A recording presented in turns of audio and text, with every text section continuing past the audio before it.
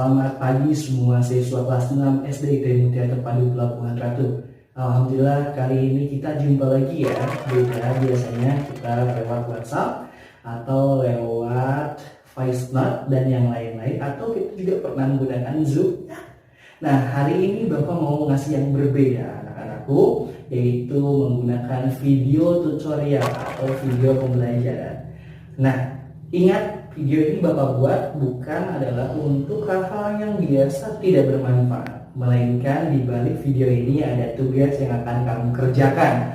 Apa itu? Yaitu tugas struktur. Tugas struktur ini adalah tugas kegiatan kamu belajar, tugas belajar kamu tentang ilmu tajwid yang harus kamu kumpulkan di minggu yang akan datang atau saat kalian masuk.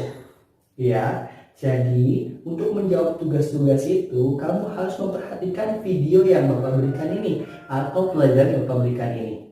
Mari, sebelum kita mulai, yuk kita lihat video ini. Rubbatalil Quran wal Quranu yal'anu. Berapa banyak orang baca Quran tapi dilaknat Quran?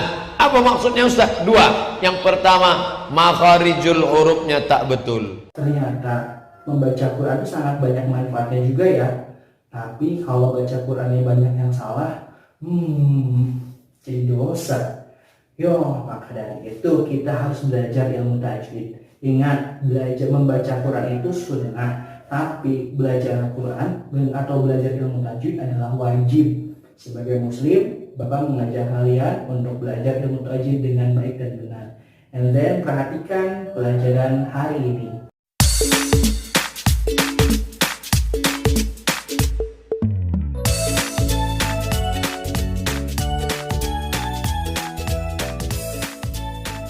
Anak-anakku, saat ini Bapak akan menjelaskan tentang hukum bacaan mad. Sebelumnya kita sudah belajar kan tentang hukum bacaan mad, yaitu tentang mad tabi'i. Kalian pasti sudah familiar dengan ini. Apa sih huruf mad tabi'i? Ada yang tahu? Ya, alif, wawu, dan ya. Tapi apakah Anda tahu definisi dari mad itu sendiri? Ya, mad tabi'i atau mad asli adalah anakan dari mad itu sendiri. Lalu apa artinya mad? Mad memiliki arti dari menurut bahasa adalah tambahan atau panjang. Mad menurut istilah ulama tajwid dan ahli bacaan, ahli qiraat, adalah memanjangkan suara bacaan huruf Al-Quran disebabkan adanya huruf mad sesuai aturan yang berlaku. Mad terbagi menjadi dua. Yang pertama, mad asli atau mad tabi'i, dan yang kedua mad fa'i. Ternyata mad itu ada dua ya, mad asli dan mad tabi'i. Nah, sebelumnya kita sudah belajar mad tabi'i dan atau mad asli itu. Tapi apakah kamu tahu apa arti mad tabi'i, mad asli? Kenapa bisa disebut mad asli dan mad tabi'i? Nah, jadi mad asli atau mad tabi'i ini artinya adalah memanjangkan bacaan dikarenakan ada huruf mad dan tidak ada sebab yang dapat mengubah kesalahannya, keasliannya, maaf ya. Lalu diberi mad tabi'i ini karena madnya berlaku sesuai tabiat. Tabi'i tabiat, tabi'i tabiat. Oh, jadi mad tabi'i sesuai dengan tabiatnya, yaitu sehingga disebut juga dengan mad asli. Ukuran panjangnya adalah 2 harakat atau 2 ketukan. Lalu bagaimana dengan huruf dan ketentuannya? Mari kita lihat. Alif bertemu dengan fathah, kasroh bertemu dengan ya, dan domah bertemu dengan waw. Contohnya adalah wahabita ma sona'u fiha. Coba tunjukkan mana saja yang memiliki hukum mad tabi'i atau mad asli. Betul, yaitu ma sona'u fi ha. Hore, kalian luar biasa.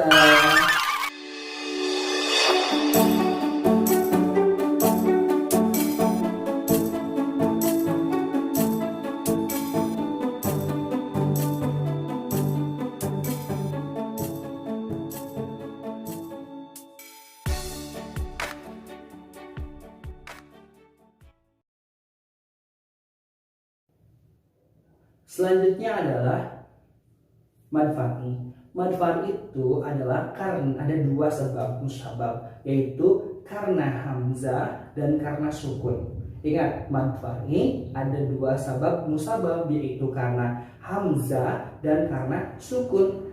Yang mana mad tabi'i bertemu dengan hamzah dan mad tabi'i bertemu dengan sukun. Lalu kita lihat apa saja mad tabi'i bertemu dengan hamzah. Di sana yang pertama adalah mad wajib muttasil.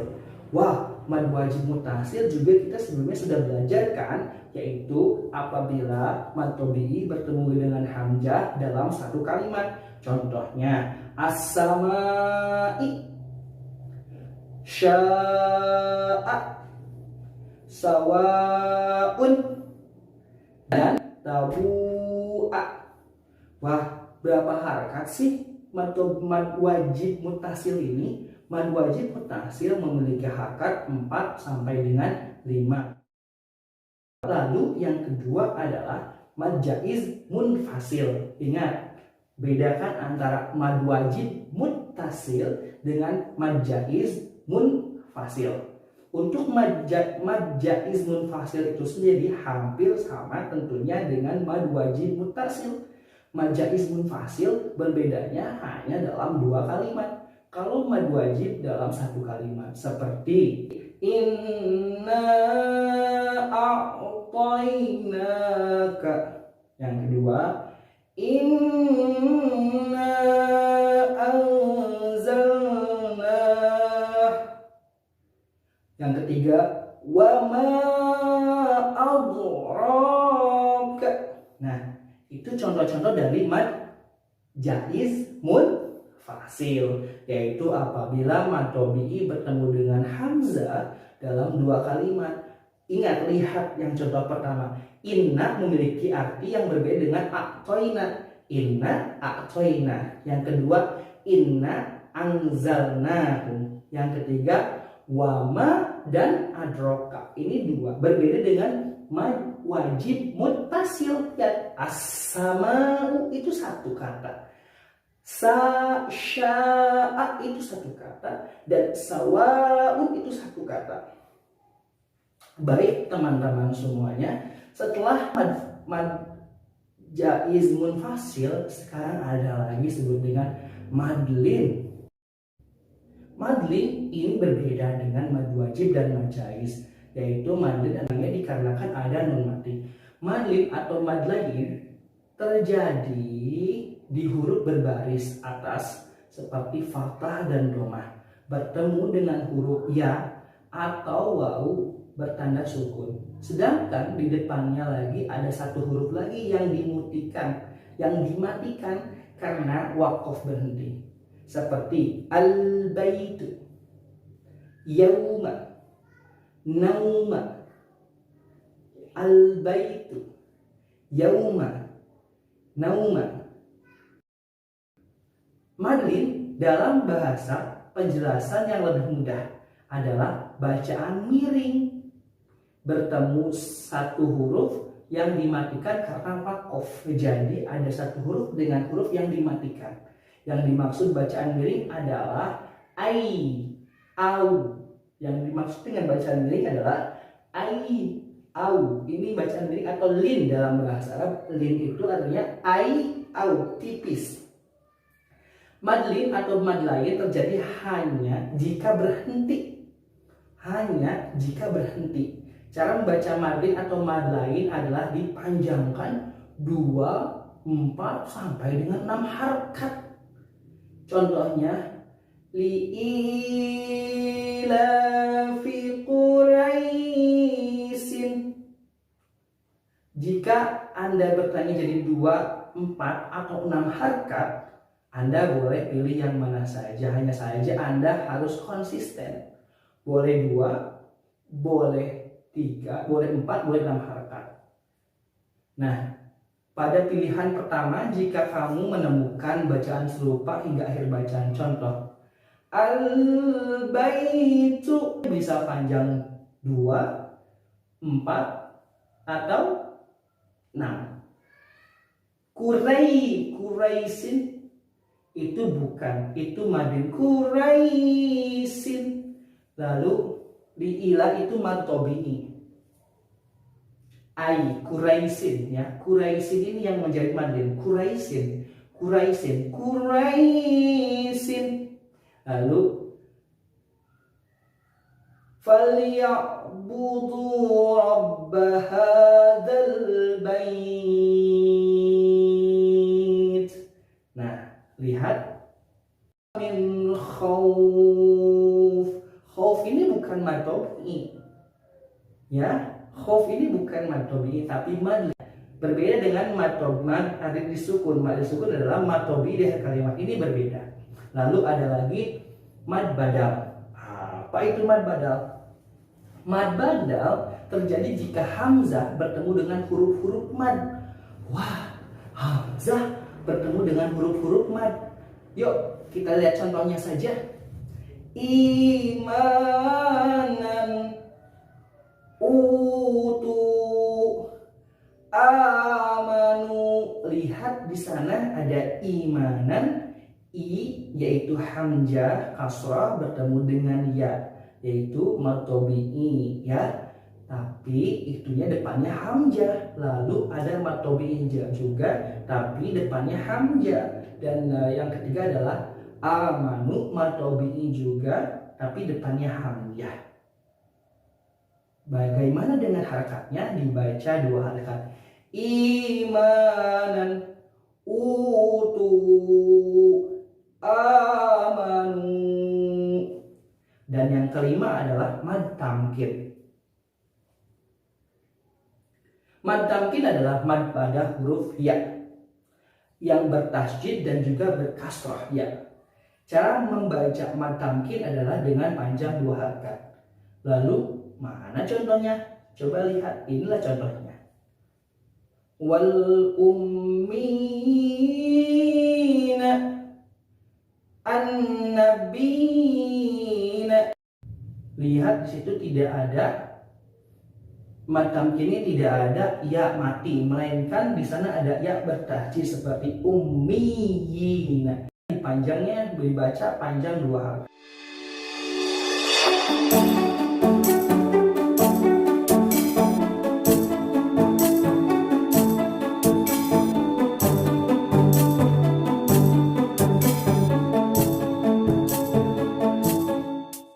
Selanjutnya adalah mad iwad.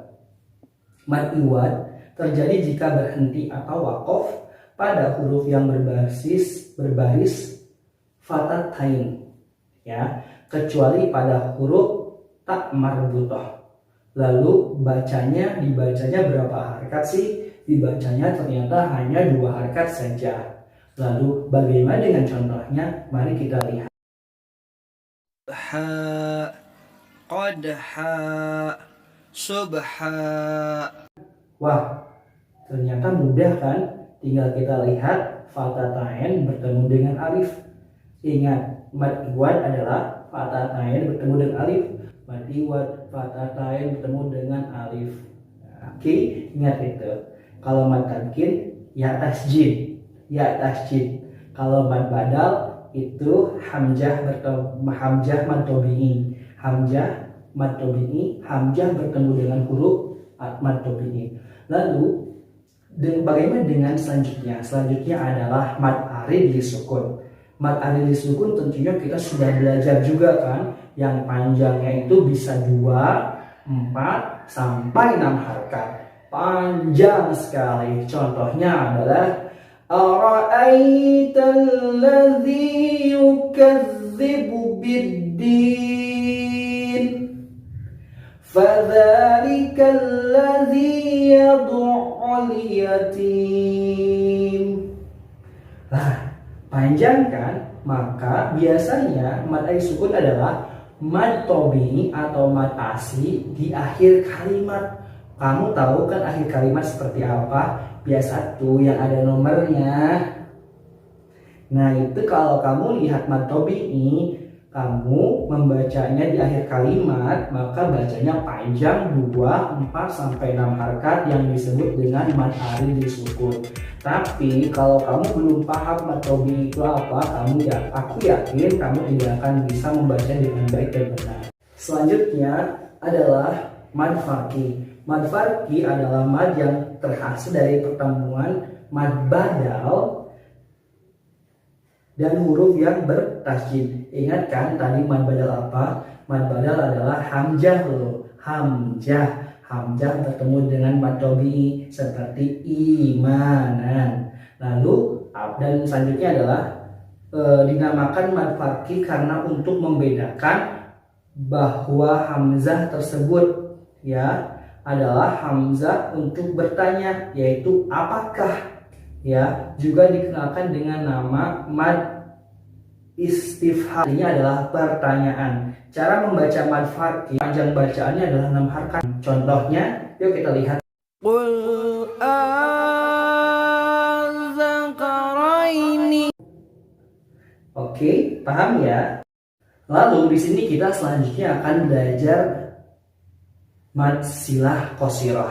Mad silah qashirah ini adalah mad yang terjadi apabila hak dhamir atau kata gantinya berada di antara dua huruf yang berbaris, bukan huruf mati. Contohnya adalah wala ya'uduhu hifzuma.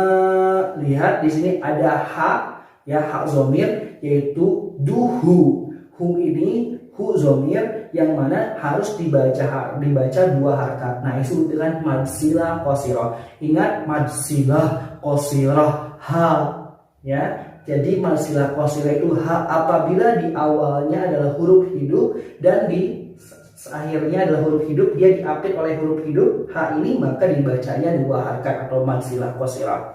Lalu ada mad silah tawilah. Apa itu mad silah tawilah? Berbeda dengan mad silah qashirah, mad silah tawilah ini dibaca apabila ha tadi bertemu dengan hamzah. Wah, hamzah lagi ya. Si hamzah memang membuat panjang. Ha, seperti contohnya adalah lahu akhun bihi imanukum au bihi adza ilmihi illa. Wah, baca harkatnya itu 4 sampai 5 harkat. Tadi ada mad silah qashirah, ha diapit 2 huruf yang hidup, dan mad silah tawilah adalah ha besar atau ha dhamir bertemu dengan hamzah. Betul sekali. Nah, lalu kita ada 4 lagi nih, dipercepat ya. Ada mad lazim musakhal khilmi. Mad lazim musakhal khilmi ini hampir sama seperti mad wajib, melainkan kalau mad wajib hamzah, kalau untuk mad lazim musakhal khilmi ini apabila mad asli bertemu dengan huruf bertasydid dalam satu kata. Kalau tadi adalah bertemu dengan mad tabi'i, bertemu dengan hamzah. Kalau mad lazim musakhal khilmi adalah mad tabi'i atau masih bertemu dengan tasydid seperti haqqah, kafah, dabbah. Dibacanya 6 harkat. Lalu selanjutnya adalah mad lazim mukhafaf khilmi. Mad lazim mukhafaf khilmi terjadi apabila huruf mad bertemu oleh huruf yang berbaris sukun dalam satu kata. Hanya terdapat pada 2 tempat di dalam Al-Quran. Wah, hanya 2 dalam Al-Quran, yaitu seperti an-ana. Yang kedua al-ana wa qad kuntum. Yang pertama adalah di surat Yunus ayat 51 dan yang kedua adalah Yunus 91. Jadi mad lazim mukhafaf khilmi ini hanya 2 dalam Al-Quran. Selanjutnya ada mad lazim muthaqal harfi. ada mad lazim musaqqal harfi. Pada mad lazim musaqqal harfi ini, mad yang terdapat pada huruf-huruf tertentu yang dieja di permulaan suara. Dan dari suara ejaan tersebut terdapat mad yang diikuti mim atau nun sukun dan kemudian bertemu dengan mim. Contoh hurufnya adalah lam, mim, dan sin. Ingat huruf mad lazim musaqqal hilmi, musaqqal harfi. Tadi ada musaqqal hilmi dan sekarang harfi. Ingat tadi yang pertama ada hilmi dan harfi. Musaqqal hilmi ada hurufnya, musaqqal hilmi adalah 3. Lam, mim, dan sin atau lamas. Contohnya adalah alif, lam, mim.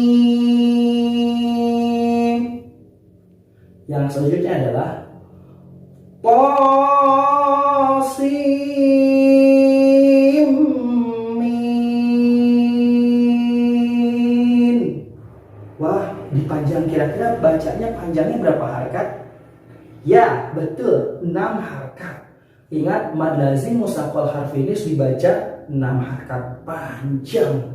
Selanjutnya adalah mad lazim mukhaffaf harfi. Mad lazim mukhaffaf harfi ini khaffaf yang artinya lebih ringan. Kalau musaqqal itu lebih berat. Jadi ingat, ada musaqqal hilmi, mukhaffaf hilmi, ada musaqqal harfi, ada mukhaffaf harfi. Mukhaffaf harfi ini adalah mad lazim mukhaffaf harfi terjadi apabila membaca huruf-huruf tunggal yang dieja dibaca namanya hurufnya, nama hurufnya. Contohnya deh langsung saja, yaitu adalah sokona samim laka'a atau sok nasimu ka'ala.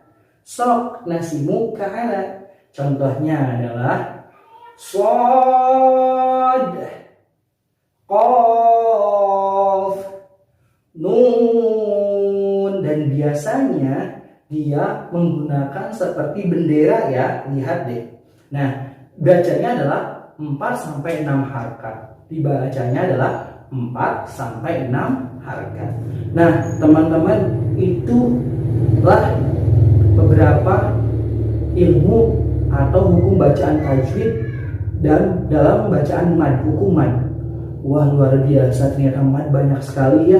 Nah, meskipun ini sangat panjang, karena tugasnya ini pun akan dikumpulkan 1 minggu ke depan. Jadi Bapak harap kalian fokus untuk belajar di rumah.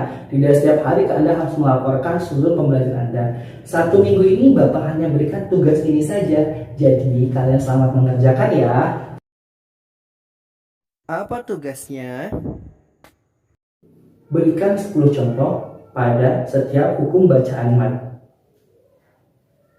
Nggak boleh lihat Google ya, kamu harus cari langsung. Di Al-Quran. Dan bagaimana cara menulisnya sebagai berikut. Skematik penulisan tugas pertama. Kamu diperintahkan untuk membuat tabel, yaitu hukum tajwid dan 10 contohnya. Yang 1 mad asli dan berikan contohnya, 2 mad wajib mutasil berikan contohnya, dan seterusnya sampai nomor 14. Jangan lupa ya untuk dikerjakan.